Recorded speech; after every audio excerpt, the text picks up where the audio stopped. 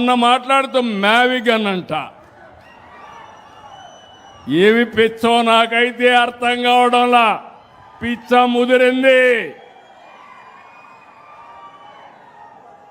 అంటే అమరావతి పేరు చెప్పలేకపోతే ఇంట్లో పడుకోవచ్చు, కానీ దేవతల రాజధాని ఎవడైనా ఆ పేరు 10 సార్లు చెప్తే మీకు కూడా పుణ్యం వస్తుంది.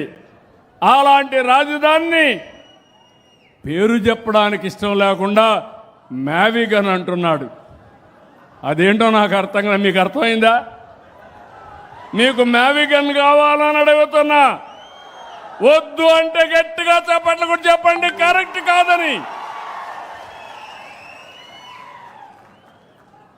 అందుకే నేను మిమ్మల్ని అందరినీ ఒకటే అడుగుతున్నా.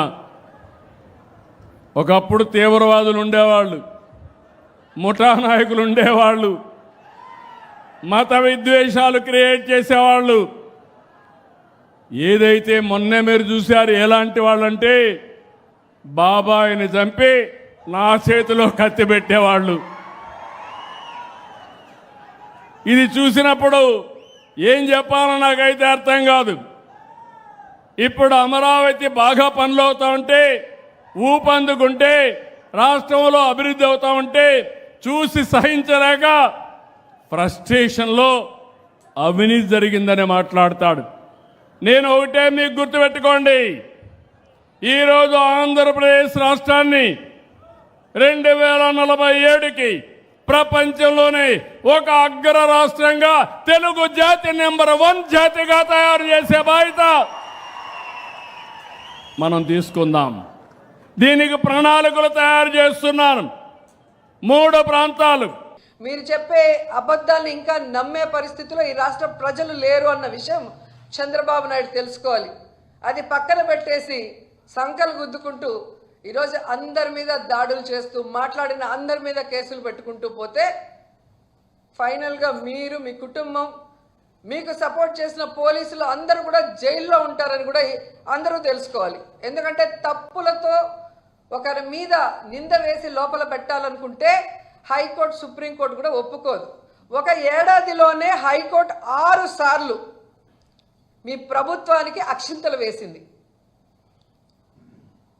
పోసాని కృష్ణమురళి గారి కేసులో కానీ, ఒక సోషల్ మీడియా యాక్టివిస్ట్ని మీరు ఏ విధంగా హెరాస్ చేశారో ఆ విషయంలో కానీ, నిన్న మొన్నట్లో 60 ఏళ్ళు పైబడిన వాళ్ళని మీరు హెరాస్ చేయకూడదు, ఇంటికి వెళ్ళి విచారించాలి, ఇవన్నీ కూడా తప్పుడు సాక్ష్యాలతో వేధింపులు చేసిన పోలీసులకు కూడా ఏ విధంగా హైకోర్టు అక్షింతలు పెట్టిందో ఈ రాష్ట్ర ప్రజలందరూ కూడా గమనించారు.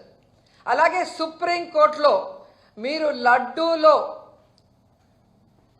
ఏదో కలిసింది అని అబద్ధం చెప్పి మీ రాజకీయ లబ్ధి కోసం కలియుగ దైవం వెంకటేశ్వర స్వామితో చెలగాటమాడినప్పుడు కూడా మీ మీద ఒక సీఎంగా ఉన్నా కూడా మీకు సుప్రీంకోర్టు ఏ విధంగా అక్షింతలు వేసిందో ఒకసారి గుర్తుపెట్టుకోండి. కాబట్టి మీ పైన ఒక వ్యవస్థ ఉంది. మీరు అనుకున్నట్టు చేసేస్తాం, ఏదైనా మేము చేయగలమంటే అది కొన్ని రోజులే. అన్ని పగట వేషగాడిలాగా పిచ్చివాగుడు. నేనే మొదలెట్టాను, అన్నీ నేనే రూపకర్తనే. వాడేవాడు ఒకే ఒక్కడని సినిమా తీస్తే ఆ డైరెక్టర్ వచ్చి నాతో మాట్లాడి నన్ను చూసే సినిమా తీశాడని చెబుతాడు ఈ పిచ్చోడు. ఈరోజు చంద్రబాబు నాయుడు పూర్తిగా మతి భ్రమించి పిచ్చివాగుడు. జగన్మోహన్ రెడ్డి గారు ఏం కంటిన్యూ చేయాలి? గ్రాఫిక్స్ కంటిన్యూ చేయాలా? నువ్వు వేసిన గ్రాఫిక్స్ని ఆయన కూడా 2 ఏళ్ళకి ఒకసారి 3 ఏళ్ళకి ఒకసారి గ్రాఫిక్ రిలీజ్ చేస్తూ ఉంటే నీ వారసుడిగా నేను మొదలెట్టినటువంటి కార్యక్రమాన్ని జగన్మోహన్ రెడ్డి కంటిన్యూ చేస్తున్నాడు అని చెప్పేవాడివా? కాబట్టి చంద్రబాబు నాయుడికి పిచ్చెక్కి పిట్టల దొరలాగా మారి ప్రజల్ని మోసం చేసి అమరావతి రైతుల్ని వెన్నుపోటు పొడిచి ఈ రాష్ట్ర ప్రజల్ని మభ్యపెట్టొద్దని చెప్పొచ్చు,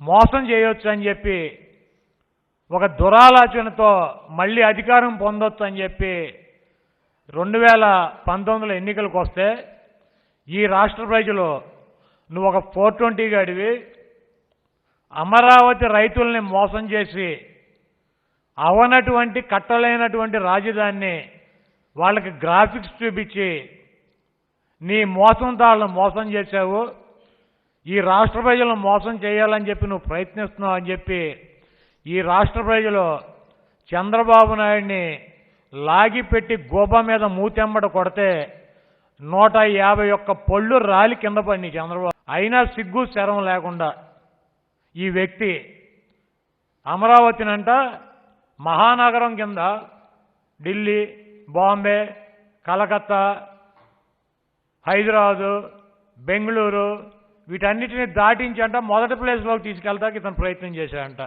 సిగ్గుందా మాట్లాడతాకి? నువ్వు అసలు మనిషి జన్మేన ఎత్తింది? 75 సంవత్సరాలు స్వతంత్రం వచ్చిందని చెప్పి మొన్నే వేడుకలు జరుపుకున్నావు నువ్వు పుట్టక ముందు. అప్పుడేంటి ఆర్డరు ఈ దేశంలో? స్వతంత్రం వచ్చేటప్పటికి మహానగరాలు 5 కాదా? ఢిల్లీ లేదు, 5 కదా. బాంబే, కలకత్తా, మద్రాసు, బెంగళూరు, హైదరాబాదు. ఢిల్లీ వచ్చినాక రాజధాని వచ్చినాక అది ఫస్ట్లోకి వెళ్ళింది. ఇవన్నీ కూడా ఒక్కొక్క ర్యాంక్ తగ్గి 1, 2, 3, 4, 5, 6కి వచ్చినాయి. 7లో ఉన్నది ఏదైనా 6లోకి వచ్చిందా? వీటిని దాటి ఏదైనా ముందుకెళ్ళిందా? ఈ దేశంలో ఈ భారతదేశంలో ఎన్ని రాష్ట్రాలు ఉన్నాయి? 29 రాష్ట్రాలు ఉన్నాయి. కేంద్ర పాలిత ప్రాంతాలు ఎన్ని ఉన్నాయి? 6, 7 ఉన్నాయి. 34, 35 రాష్ట్రాలు ఉన్నాయి. 75 సంవత్సరాలు స్వతంత్రం వచ్చిన తర్వాత కానీ, స్వతంత్రం రాకముందు బ్రిటిష్ వాళ్ళు ఉన్నప్పుడు కానీ ఈ నగరాలు 5 నగరాలు తప్పించి, కొత్తగా వచ్చినటువంటి ఢిల్లీ తప్పించి ఏ నగరం ఈ స్థాయికి వచ్చింది చెప్పండి? దీనివల్ల ఎవరిని మోసం చేయడం? మేము ఇంతకుముందు తీర్మానం చేయలేదా? అప్పుడు అన్ని ఉత్తుత తీర్మానాలు చేశారా? జగన్మోహన్ రెడ్డి ఆ రోజు చెప్పాడు, ఈ రోజు చెప్పాడు, అమరావతి అనేది అక్కడి నుంచి తీసివేయలేదు.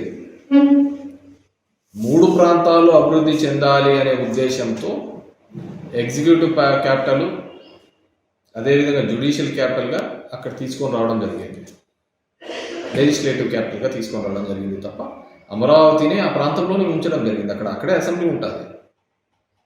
ఈరోజు కేవలం మీ రియల్ ఎస్టేట్ కోసం మీరు మీతో పాటు సింగపూర్ నుంచి తీసుకొని వచ్చారు అని చెప్పేసి ఈశ్వర్ అని చెప్పి, ఎక్కడున్నాడు ఈశ్వరను? జైల్లో ఉన్నాడు.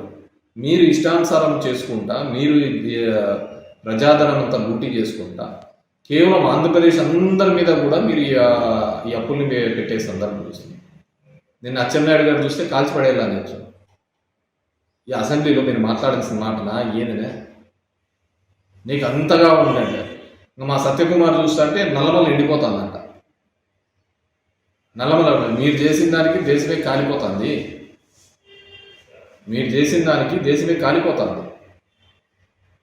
ఇంతకుముందు ఉన్నాయి నువ్వు చంద్రబాబు తెచ్చిన వీడియోలన్నీ,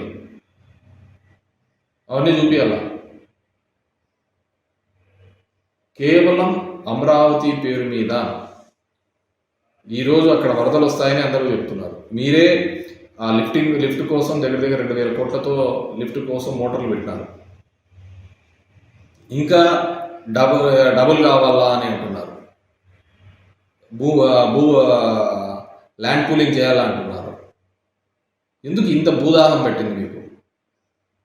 మీరు ఎందుకు ఇంత ఆత్రంగా ఒక డైవర్షన్ పాలిటిక్స్ చేసుకుంటూ జగన్మోహన్ రెడ్డిని తిట్టడానికి 6 గంటలు పెట్టినారు? మీరు జగన్ పేరు ఎత్తకుండా ఒక్క రోజున పనిచేసిన మీరేం చేసినారో చెప్పుకోండి. అప్పుడు 5 సంవత్సరాలు ఉన్నారు, ఇప్పుడు 3 సంవత్సరాలు ఉన్నారు కదా. ఆ రోజు నరేంద్ర మోడీ తీసుకొని వచ్చినారు కదా. అప్పుడేమన్నారు? పాచిపోయిన లడ్డు ఇచ్చాడన్నాడు పవన్ కళ్యాణ్. ఇదే పవన్ కళ్యాణ్ గారే కదా కర్నూలు నాకు రాజధాని అన్నాడు, వైజాగ్ ఎందుకు ఉండకూడదు రాజధాని అన్నాడు, అమరావతి ఒక గేటెడ్ కమ్యూనిటీ అని చెప్పినాడు. మరి ఈరోజు ఏమైపోయినాయి మాటలు? అడిగితే ఎదురుదాడి, అడిగితే అమరావతికి మీరు వ్యతిరేకం. 7 ఏళ్లలో అమరావతి కోసం చంద్రబాబు పెట్టిన ఖర్చు 7 ఏళ్లలో మొదట 5 సంవత్సరాలు, ఇప్పుడు 2 ఏళ్ళు. ఈ 7 ఏళ్లలో అమరావతి కోసం ఇంతవరకు ఆయన పెట్టిన ఖర్చు 8,000 కోట్లు. మొబిలైజేషన్ అడ్వాన్స్ మరో 5,500 కోట్లు. నేను ఇంతకుముందే చెప్పిన మొబిలైజేషన్ అడ్వాన్స్ అంటే అది స్కామ్ అని. 10% ఇస్తున్నారు, 8% ఎత్తుతున్నారు. అయిన ఖర్చు 8,000 కోట్లు 7 ఏళ్లలో. మొదటగా తీసుకున్న నేను ఏది అడుగుతాను, ఈ 8,000 కోట్లలో ప్లస్ మొబిలైజేషన్ 5,500 కోట్లలో మనకి ఏం కనిపిస్తా ఉన్నాయి? స్కాములు తప్ప. మొదటగా తీసుకున్న 50,000 ఎకరాలకే దిక్కులేని పరిస్థితిలో, మొదటగా తీసుకున్న 50,000 ఎకరాలు, ఆ 50,000 ఎకరాలకు బేసిక్ ఇన్ఫ్రాస్ట్రక్చర్ కోసమే ఖర్చు అయ్యే ఎకరాకు 2 కోట్ల రూపాయలు చొప్పున, ఆ 1,00,000 కోట్లకే దిక్కులేని పరిస్థితిలో మళ్ళీ ఇంకో 50 ఎకరాలు, ఇంకొక 50,000 ఎకరాలు తీసుకుంటానని చెప్పి భవనాలు కాకుండా కేవలం ల్యాండ్ డెవలప్మెంట్ కోసం, అంటే కేవలం బేసిక్ ఇన్ఫ్రాస్ట్రక్చర్ కోసం, రోడ్లు, డ్రైనేజీలు, కరెంటు, నీటి, వీటి కోసం 2,00,000 కోట్లు 2,00,000 కోట్లు పెట్టలేమని తెలిసినా కూడా, సాధ్యం కాదు అని తెలిసినా కూడా, ఇది అందరు నిజంగా గమనించాల. అమరావతికి ఎవరూ వ్యతిరేకం కాదు.